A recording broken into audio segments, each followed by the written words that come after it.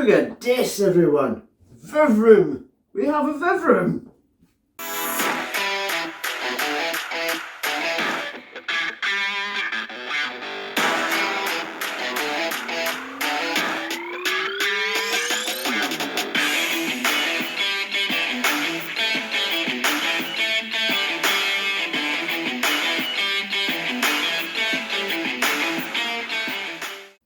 What's up all you cool snakes and neonates? How's it going? I hope you're all keeping well. As I just mentioned, we have a Vivroom, but it's come at a sacrifice. This was once our bedroom, believe it or not. I said this might happen, and it happened. There's been a couple of reasons. We have built this Vivroom. Massive part of that has been cost, and it has had the desired effect. We have cut our electricity bill down by about £1 a day just by putting all the animals in one smaller room so that the heat is acclimating. It's not in the living room anymore, so the door's not being opened and closed constantly with people going in and out. It is there in a shut room that I come in sort of a few times a day or spend most of my time in the day in here, which is awesome. I love it, absolutely loving it. You guys might ask, where are you sleeping? We have a big fancy corner sofa bed now that we sleep on, so it's no craziness there, because you make your bed every morning, so all I have to do is put the bed away every morning. Works just the same. Only difference is in the morning, instead of going down the stairs, I come up the stairs and turn all the lights on and things like that. But this is our Vivroom. It's awesome. It is epic. Having all the animals in the same place at once is such a godsend. It is amazing. I come up here, I've got an Alexa in here, crank the beats up and just spend the day tinkering and doing what I need to do. Some of these Vivs are going to be changed. A lot of these Vivs are definitely going to be repainted so they all match. There's going to be our own personal private little zoo up here, and of course I'm going to share it with you guys here on the YouTubes, So yeah, some of these Vivs, a lot of the forefoots are going to get rebuilt and repainted, so it's all going to be black. I'll probably leave the insides of the Vivs wood colour, because if it's lighter for the animals, the reptiles will tend to be lighter in coloration too. So if I paint the insides black, all the animals are going to be a darker coloration, and we want them to be nice, bright and vibrant, so I'm probably going to just paint the outsides of the Vivs and see how that looks.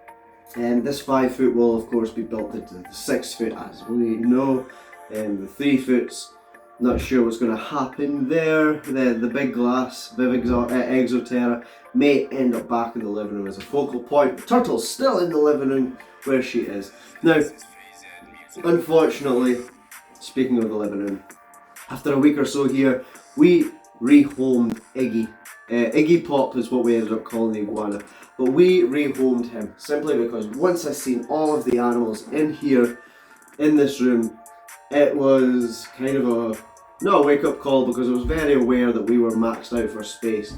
But it really put it into perspective how little space we have left, because we still want to keep the living room as a living room, we still want to keep that as a living area for friends, family when they come around. We still want that to be acceptable.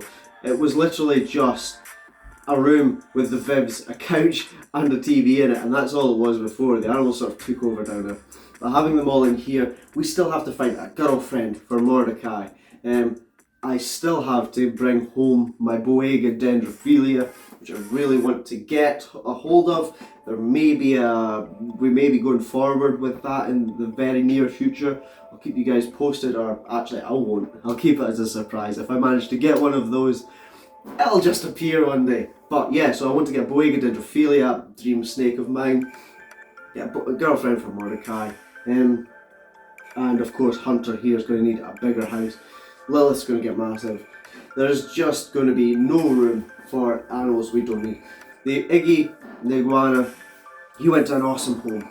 So like I was saying, we were sort of maxed out for space. There wasn't enough room for me to build that iguana a big enough enclosure. I toyed with free roaming him in the living room, which would have been awesome, but then you can't manage humidity. He's going to be pooping everywhere. he's going to be a lot more work downstairs. I like having the animals all in one place so that nobody gets neglected. I find if you've got animals downstairs in the living room and animals upstairs in the bedroom, you tend to forget about the ones in the bedroom, or not forget about them, but they don't get as much care as the ones downstairs. So having them all in the one area is great. So that's why I made the decision. We had a fantastic person message us about the iguana who had a massive enclosure built for him, or he's in the middle of building it. He went away today and he is living happily there. That person gave him a far better enclosure than I ever could with the space that I have in this house. So it was a difficult one because I really quickly fell in love with that little lizard. I am telling you right now, he was an amazing character.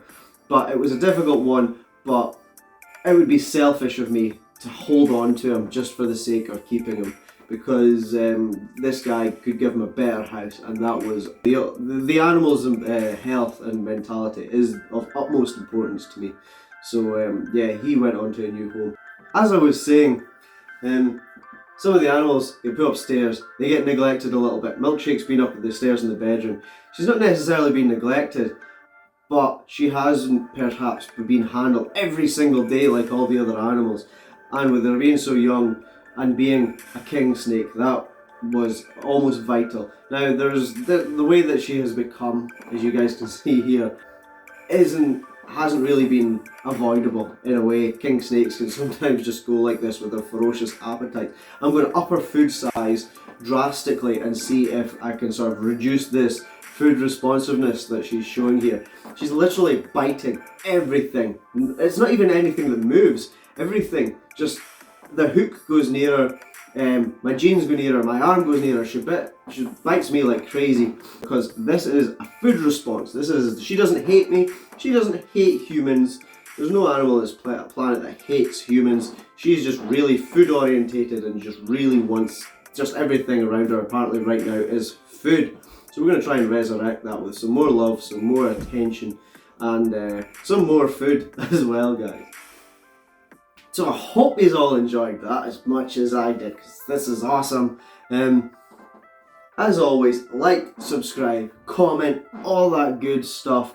We've got some other bits and bobs coming up for you. Today we picked up a rabbit run. I'm going to convert that and modify that so that we can put Alita outside on hot sunny days. I've talked about that for a little while now, so that's in play. So as always, guys, like, subscribe, comment, all that good stuff. Thank you very much for tuning in. Share the page and hit the bell button. You know what to do, you awesome bunch. Take it easy. Peace.